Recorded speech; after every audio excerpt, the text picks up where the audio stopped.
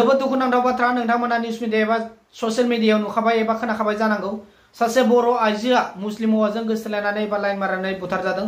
बुथारजाग्रा आइजोनि मुङा रिता बर' होननानै मोनथिनो मोन्दों आरो जाय बुथारग्रा सन्देहआव जाय हमजादों बिनि मुङा हाजमुर आली होननानै मोनथिनो मोन्दों। बे जाथाया कामरुप मेट्र' जिल्लानि सिङाव थानाय सनापुर 15 माइल बे ओनसोलाव जादों होननानै खौरां मोनथिनो मोन्दों। जाय बुथारग्रा हाजमुर आली बेहाबो फेमिलि दंखायोमोननो नैबे सावगारियाव नुनाय बेनो हाजमुर आली आरो जाय बुथारजाग्रा रिता बर' बेहाबो फिसाय आरो गथ' गथाय दंखायोमोन होननानै मोनथिनो मोन्दों। रिता बर' आरो हाजमुर आली बिसोर सानैया सिगांनिफ्रायनो गाज्रि सोमोन्दो दंखायोमोननो आरो जुलिनि उनावबो बेफोरबायदि गाज्रि सोमोन्दोखौ खालामदोंमोन होननानै खौरां मोनथिनो मोन्दों।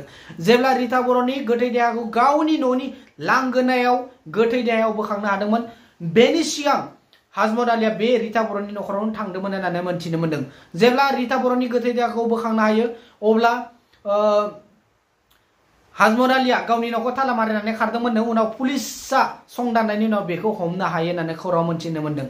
जोबोद दुखुनांथाव बाथ्रा गावनि फिसाय थासेयावबो गथ' गथाय थासेयावबो मानो बे मुस्लिमजों लाइन मारिनांगौ जाखो बर' आइजोआ जोबोद दुखुनांथाव बाथ्रा।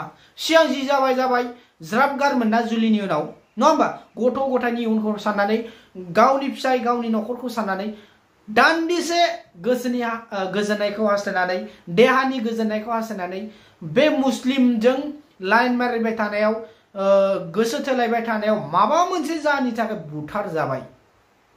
मा गोनांथि जादोंमोन सांग्रां जा बर' सिख्ला एबा बर' आइजो माहारिफोर। दिनै मुस्लिम हारिल' नङा गुबुन हारि हयथ' गावनि बर' हारियावबो बेफोरबायदि गाज्रि दुथाङा थानो हागौ। गाज्रि सोमोन्दो खालामनायनि उनाव बै हौवाया बै मानसिया सेंग्रायानो जा हौवा मानसियानो जा नोंखौ गाज्रि सोमोन्दो खालामनायनि उनाव मिथिजानो गिनानै नोङो सोरनोबा खोथागोन होननानै बुंब्ला हयथ' सोरबाया मिथिसे जायोब्ला नोंखौ बुथारनो हागौ। ओंखायनो सांग्रां जा। आं बारखौबो रावखौबो थांखिनानै बुङा गाव गावनि लाइफखौ गाव गावनो सान।